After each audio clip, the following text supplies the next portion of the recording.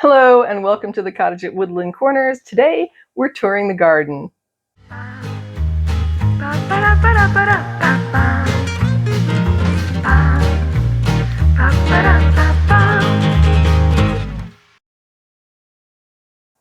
So I am in a really good headspace today. We've had rain for the last couple days and it's been very cool. I've had the whole weekend to myself in the cottage. I think I ran the AC just last night because I don't like to sleep with the windows open and unlocked. So I did run the AC last night, but I haven't had to run it the whole rest of the day, today or yesterday. And it's not so much just running the AC as it is the perfect weather. So we've had this awesome weather, and today we had really light showers, and it's just weather that I really like. I like light rain. I even like heavy rain, actually, just so long as I don't have to be out in it. And the rain and the cool weather, it's been fantastic for the garden, but it's a little disconcerting because I understand climate change, and so it is a little scary to see these odd weather patterns, but at least for this year, it's worked in our favor for the garden. So I had gone out probably a month ago and done some garden shots and walked around the garden, and my goal was to show off the garden a little bit, but it's in rough shape. It had kind of been let go over the winter, and then when spring came, the first thing to come up was the weeds, and the weeds are so voracious that they quickly took over the yard. And so I did go out and I did work, but it looked not beautiful and not anything to write home about, not a lot to show. It was sort of start up the garden. And I would think about doing an episode to show it off. And then I would think, oh, but I should wait till it looks better. But if you wait till it looks better, every part of the yard is not going to look better, because as I work on one part, then the weeds come back to the other part. So there's never this perfect state of the garden where you're going to show it and it's going to look great. And so I decided to just go with what I had, and we'll just go out, we'll talk about what's going on, we'll see what comes to mind, I will explain what you're looking at. And then when I finally did get around to putting this material together, I realized that the garden had changed so much, and some of the things did look a lot better. And so then I wanted to show them. But at that point, I had already had all this footage of before. And then I realized, well, this is a good opportunity to show like the evolution of the garden, to show what it looked like while I was doing that, and then what it looks like now. I didn't go out and do like another tour of it, but I did go out and take photos. So what you'll see is like more of a tour of it earlier this spring when things were just really starting out. And then you're going to see the update photos that are going to show you like, this is the section you're looking at, and here's the section now. And it is, in a lot of cases, it's night and day. So I don't know. I think it came out well, and I hope that you all are excited to kind of see what's going on at the cottage. In the garden area, it's mainly the backyard. I do have one photo of the front, but I'm still doing a project in the front. So I'd like to maybe get some shots of that as it progresses, and then maybe do something down the line that's more tied to that. But I just thought I'd let y'all see kind of what we're dealing with as far as gardening here. And it inspired me to do this pot of tea. So I did a pot of fig leaf tea, and I'm gonna see if you can see the gorgeous kind of light green that it has going on, right? This is fresh leaves. I normally would do dry leaves because after the fig trees fruit, I go ahead and gather up the leaves before they fall, and then I dry them for the tea. And it has this, it's so hard to describe. It has this really fantastic, like earthy smell and flavor to it. I thought about it today as I was smelling it, because I was like, just cutting those leaves up to do the tea, the fresh leaf tea as opposed to the dry leaf tea, because I have fresh leaves right now. So this is, yum. But I think if green, like natural green, not like neon green or something, but just like the natural green leaf, like this color. If it had a smell, this is what it would be. And if you want to know what this tastes like, all you'd have to do is go and find yourself a fig tree and just break one of those fig leaves, and it smells exactly like it tastes. It just has this fantastic leafy green deliciousness to it. I don't even know how to describe it other than really earthy. So I'm going to pour myself a cup.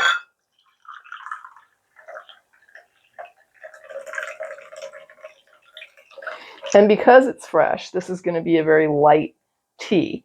But when you make it from the dried leaves, it can get very dark. I don't know if you're going to be able to see this, but it has this sort of light yellow, almost like a green tea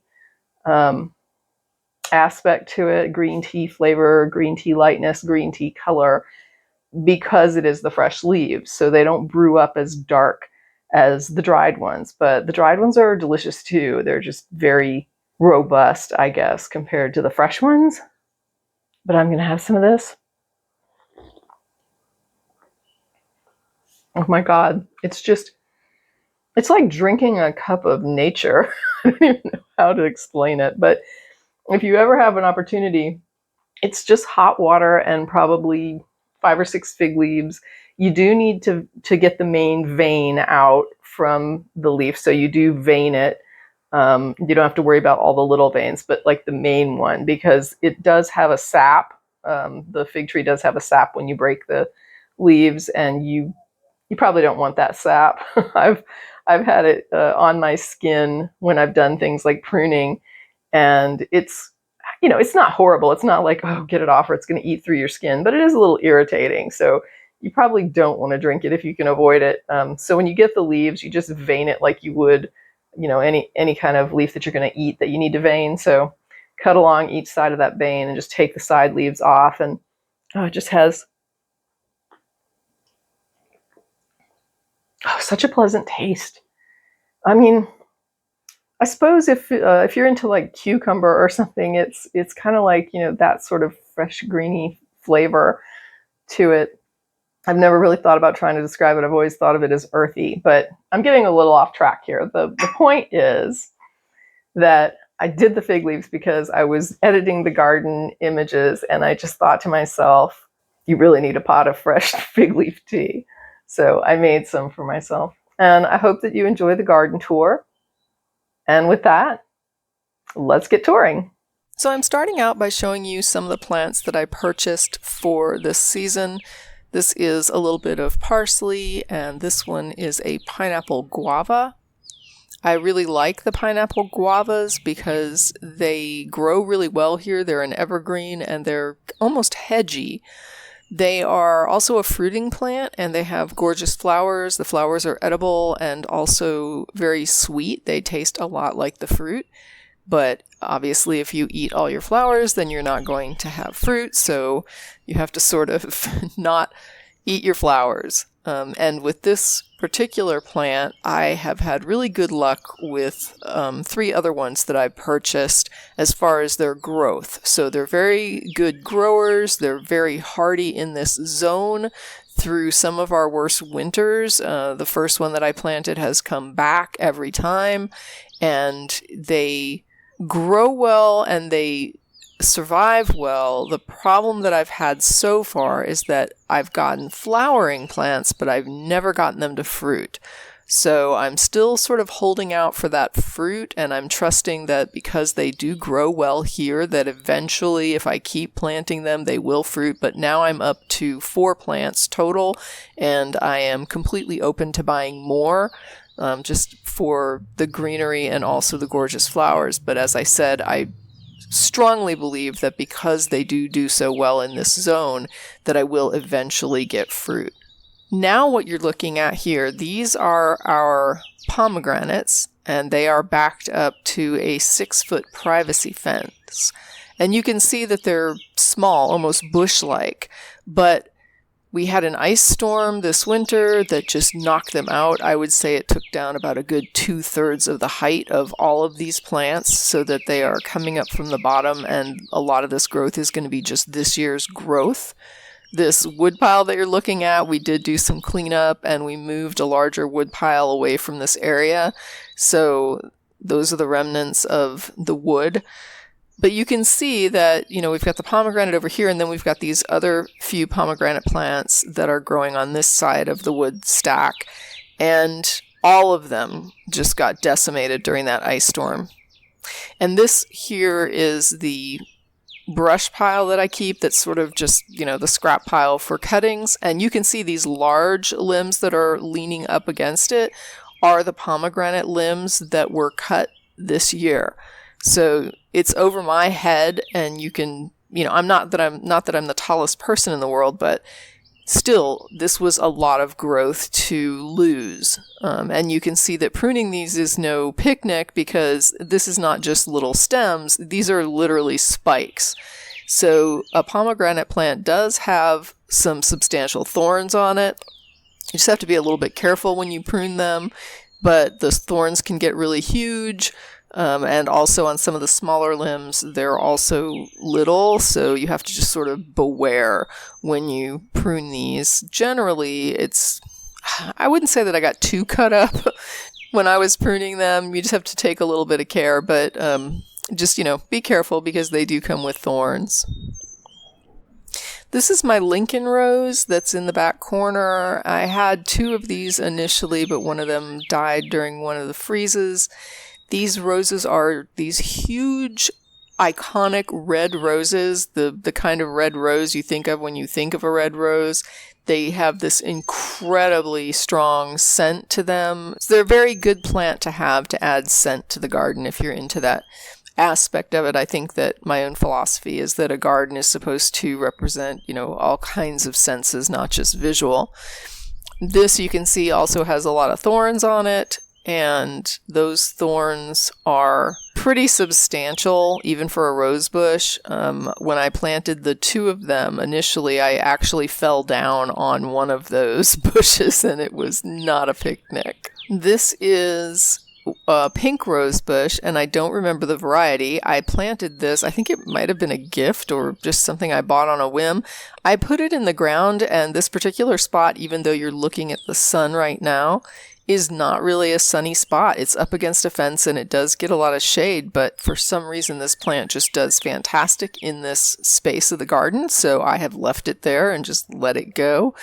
I don't really do a lot of rose maintenance or pruning, which I probably should, but you can see that it's just thriving, and it does this every year. It just puts out so many gorgeous roses and very little care. So it's a very self-sustaining plant. What's really interesting, this is an update photo. It just did this one limb that had all these amazing roses, just almost like a bouquet that came out of it on just one limb. So nothing else was flowering on the plant at that point. And then, bam, all these buds came out on one limb and just burst open at the same time and created this amazing bouquet effect right there on the plant. I also collect things, and not just collect them, but I put them together to make little whimsical things around the garden. Again, I have a philosophy that it should be a space that is full of pleasant surprises. People should be delighted in a garden. What you're looking at here is my smaller fig tree that almost died. I thought it was probably wiped out. You can see here that the buds came out and then the ice storm hit and they just were killed on, as soon as they emerged. So it ended up just destroying all of the growth. And you can see that it had substantial limbs. These limbs had actually grown back for a couple of years after a longer winter storm that happened a few years ago. So we had a winter storm 2 or 3 years ago, and then we had this ice storm that just knocked out all the new growth, and I thought this was really going to be the end of the line for this particular fig tree, but it surprised me, and it did start to come back from the roots. So you can see just a little bit of green growth down there. That table frame leaning up against the fence was another casualty of the ice storm. Some of the ice that dropped from the trees did break it. Limbs and ice that fell busted the table. This particular image is showing you a little bit of the growth around the base of the fig tree that was coming back. And I also have added an update picture so that you can see what it looks like today. And this is just, maybe, I don't know, a month later. So it's really taking off again, and fingers crossed it'll come back. And then this is the wood pile that we moved with additional wood that has been added since the ice storm, because we did have to cut up some substantial limbs that fell from our oak tree. And we've been collecting that wood and just sort of keeping it as firewood, I suppose. So hopefully next winter we'll be set and have plenty of firewood to use for heating indoors. And here's the wood pile with more wood added, so you can see the update there, and we still have wood that's not on that pile. This particular part of the garden is kind of a memorial. What you're looking at there is not a paved stone, it's actually a tree stump base. And I had a huge, really huge ash tree that was in the backyard that I loved that tree, and it had giant limbs that just went all the way across the yard. Just huge, huge tree. Everyone commented on it when they would come over. Everybody was like, I love this tree. It's such a gorgeous tree. It pained me to take it out, but after the winter storm, it was struggling really hard and never really came back. And then the ice storm just destroyed whatever was left, and that was the end of the ash tree. So as much as I loved it, I had to say goodbye.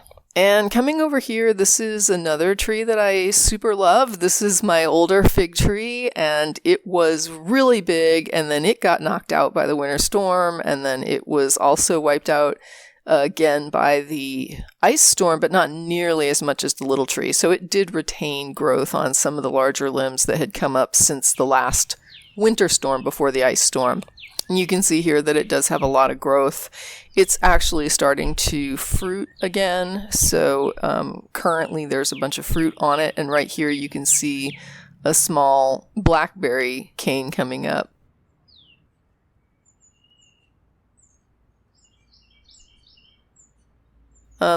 This is the other garden bed. I have a couple of raised beds, and this is another one in the back. And what you're looking at there is asparagus. And then here we've got some potatoes and some celery that are coming up. All of these are things that I purchased from the grocery store and put in the ground. This little sunflower just sort of came up as a volunteer. There's a sweet potato. And then here's an update photo, so you can see that the celery, the potatoes, and especially that little sunflower volunteer have just gone wild in the last month. Here's a sweet potato vine coming up along with the asparagus, which is just popping straight up to the sky. So everything's going really well. Those are my onions that are in that bed. Leeks and also bulb onions, any kind of variety of onion I can lay my hands on goes in this section of the garden. And this is the other raised bed that I spent a lot of time weeding, which was not easy, but pulled up most of the weeds in this particular patch, and you can see it's just dirt. So I went ahead and there was a stem here that used to be a lime tree that I purchased, and this is another little stem that was a lime tree, and I decided that I wouldn't pull them out because the roots are holding, so that means that there might be some life left in these things yet. So I'm going to give them a shot. There is one more little lime tree back here that never did come back, so that one was lost in the ice storm. This is my lemon thyme patch, and then also next to that is the rosemary. So you're looking at the rosemary here, and it's just a big patch of, dirt basically. And here's an update photo showing the lemon thyme and the rosemary and how they're sort of encroaching on each other at this point. Here was the parsley that I had purchased. I put it in the ground. It's looking so sad there. But here it is today, and it's looking all plump and happy and puffing up and growing and thriving. And here's a peanut plant that our squirrels we put out some peanuts for the squirrels, and they decided to plant them, apparently. So every now and then I have a peanut plant coming up. But you can see the dirty dirt, and then here's a patch of oregano that I had moved from a larger oregano patch into the raised bed because I think I might be taking the other one out soon. So I wanted to make sure to reserve some that I didn't lose my oregano entirely. And then here is little tiny basil plants that came up from seed from last year's basil. So I went ahead and transferred some of them into the ground. Again, they look very sad when you're just putting them in the dirt like this. It just looks like awful. But they do grow really well. You just have to make sure to water them and take care of them. And so here's an update photo with here's what happened to the basil in about a month's time. It's just come back, and this is tomato plants that volunteered. They just came up in the garden bed. These are the garlic sprouts that are coming up from some of the cloves that I planted. And this guy is just a pecan that came up, and I just thought it was growing so well. I didn't have the heart to kill it, but I didn't want it in the yard, so I've got it in a pot right now. But here's an overall picture of that patch of dirt that you were looking at and what it looks like now. So you can see that it has really bounced back with a little bit of rain. This is the larger oregano patch. So you can see there's some weeds in there, and I do have to get to it. I did do a lot of weeding, but there's plenty of weeds. So this is the oregano patch, and you can see here's a shoe for scale to sort of let you see how much there is. It's really a lot. The oregano is ground cover oregano. It's not the bush variety. It grows like gangbusters. It's very hard to kill once you get it in the ground. So, but it hasn't really taken over the yard or anything. It stays pretty well in the bed. So it's a good plant if you're looking for ground cover and something edible and culinary. And these are some avocados that I planted from seed, 3 of them that have come up, and I might be putting those in the yard. And then this is another picture of that pineapple guava that I had purchased, which at this point has been put into the ground. And in addition to that, I also potted this pineapple, so we'll see what happens with that. I've done this before with pineapples, and I've never gotten a pineapple. I'm going to put it in the ground later. These are some cuttings that I took when I pruned back the pomegranates, and they have come back and rooted, so I need to get those into the ground somewhere else in the garden as well. So I'll be having some more pomegranate plants. This is an actual guava. They're not really meant for this zone. It does get a little colder here than what they're meant to live in, but we're going to see if I can get this thing to establish itself in the yard, and maybe it'll survive. We'll check it out and see.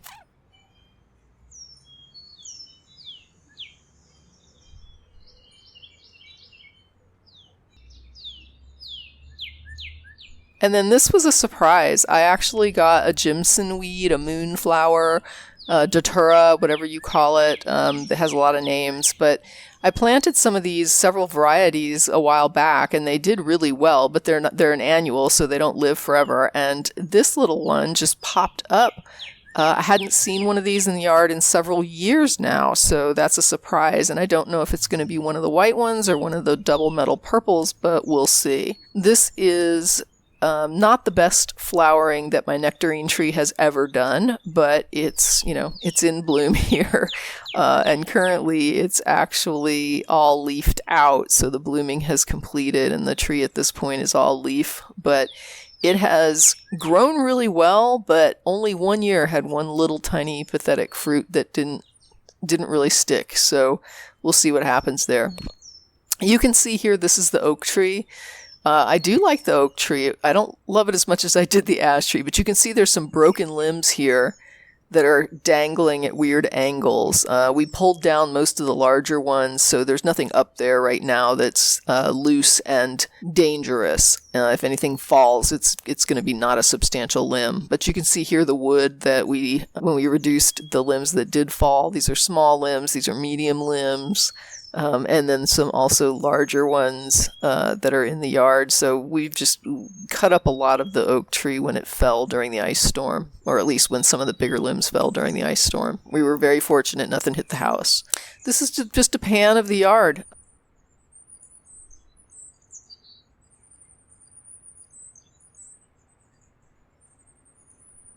Oh, and here is my garden manager. This is Rain. Rain is a kitty that is feral, so we cannot pet or touch her. She showed up one day I took her to the vet. Turned out that they let me know that she probably had kittens. She was really hot to get out of the house, so we let her back out, and sure enough, she showed up again with a little kitten who we have now adopted, who does live in the house. So Rain just sort of hangs out outside. This is her little house and her porch, and we have a bundle of Christmas lights to keep her warm during winter that we shove underneath there. And just ending with a little bit of tie vine there. This comes up on its own. And then this is a little shot of the garden that's just in front of the front porch. So that's the cottage, or at least that's some of the cottage.